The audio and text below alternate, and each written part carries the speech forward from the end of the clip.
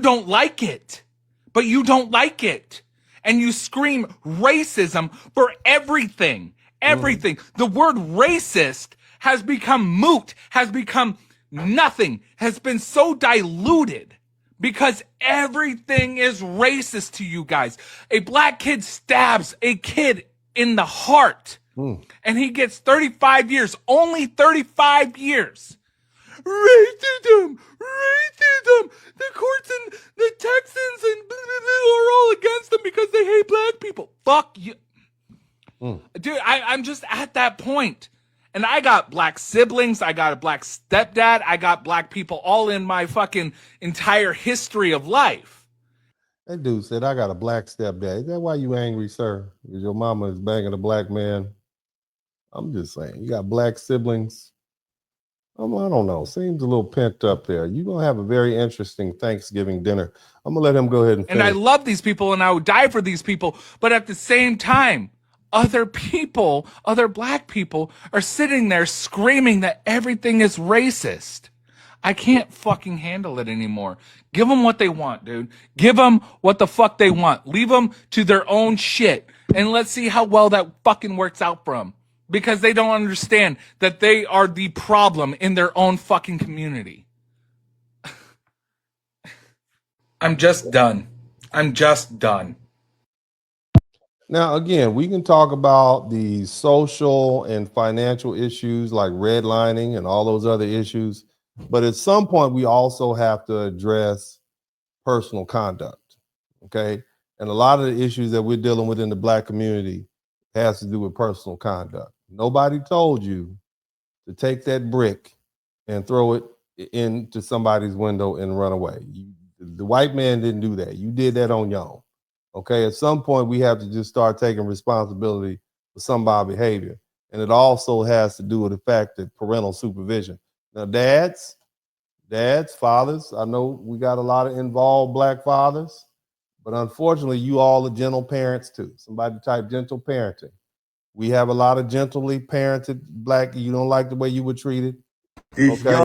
And some of y'all overdo it. But I'm gonna let y'all listen to this brother talk about father authority or black male authority in the family. Listen to the brother. Young 15-year-old black kid shot point blank in New York.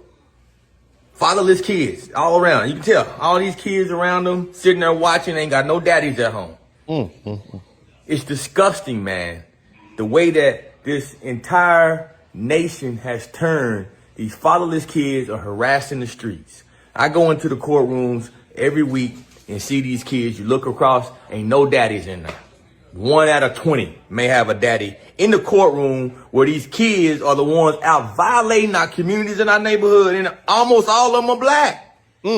But then we want to talk about all these social justice issues and these issues and that issues. The issue is we ain't got black daddies in the house. And see, here's the thing, and look, we do have some black daddies in the house.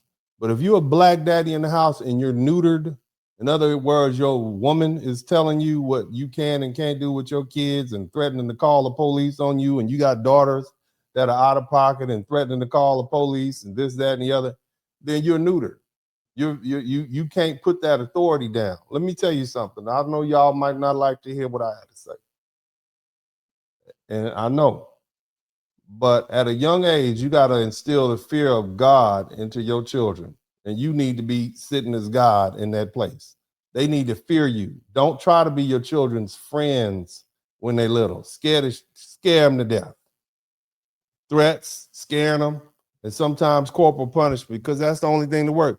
That fear and reservation, that fear and reverence that they have for you is the same that they're gonna have for authority. You got to do it. You can't be a daddy and be the good guy in the relation. You can't be the good guy. You're not their friends. There'll be time enough for you to be friends with your children when they become adults. As their children, you don't need to be their friends. And the respect they have with you is going to be the same respect they have for authority. Their teachers, the cops, the other law enforcement figures they deal with, other adults. That's how you do it. And I know that's not popular to say. And we got a lot of mothers who will jump in and say, oh, you being too hard on my baby. You saving your son's life, especially. You saving your daughter's life. I'm trying to help y'all. It's hard to raise children in 2026. But what we can't lose is the fact that the kids need to learn to respect authority. You don't have to like what I'm saying. I got 3 boys, and I see how it works. I know it worked for me. I come from a long line of very harsh, disciplinary, oriented Black men.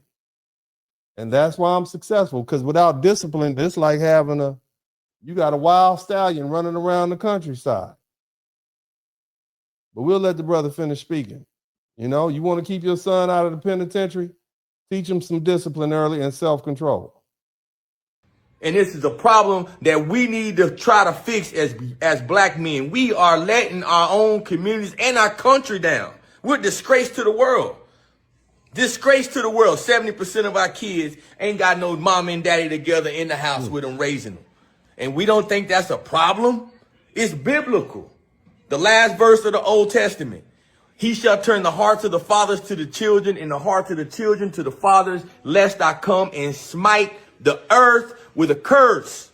The curse that we're seeing right now is that curse, the fatherlessness curse.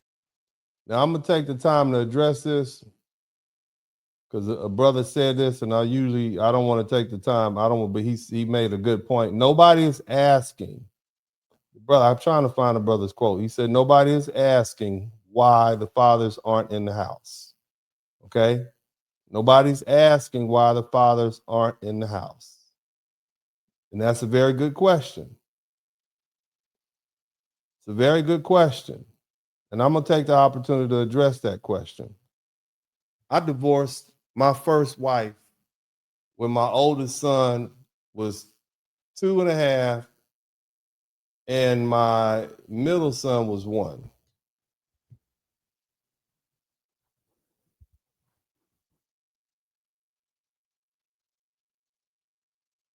I fought for extra time. I spent money with lawyers. I only had my children on paper 6 days out the month. But what I would do is I would offer to pick my children up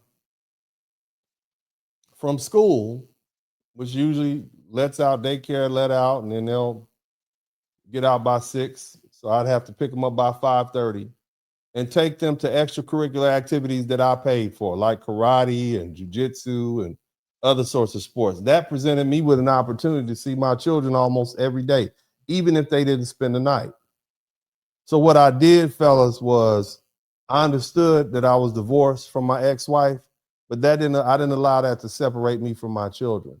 So in effect, I would see my children Monday, I would see them Tuesday, I would see them Wednesday, I would see them Thursday, and maybe I wouldn't see them Friday, but I would see them again the following Monday. Now on those weekends where I had them, I'd see them every day. And in that 30-minute time period, I get a chance to debrief them. How was your day? That 30-minute driving over to the activity, sit on the side, watch them do their activity for an hour, and then 30 minutes driving back home to their mama's house. I made that sacrifice because these are my children. See, you don't ask the question, why isn't the father there? What you do is try to figure out, how can I be present in my children's life? Because kids don't care why you're not there. All they know is you weren't there. They don't care if mama put you on child support. They don't care if, you had a bad relationship with your mom. I didn't even have to see their mother. I simply picked them up at school, dropped them off in front of their house, and they went on in. I watched them walk in, and I went on by my day. I would travel overseas. I'm literally the OG passport bro. I would leave this country. My kids would go home on Sunday at 6 p.m. By Monday at 6 a.m., I was at the airport. And those weekends when I didn't have them, I would take a 9-day trip. But I would be back on Thursday or Wednesday so that I can pick them up Thursday from school just so I can have my 2-hour visit. And everything else I negotiated with their mother home. I did a little tricking on their mama, bought her some gifts, made sure they took her flowers for Valentine's Day, make sure they bought their mama gifts. That's what you have to do. If she has the power, that's what you got to deal with. You got to play the game.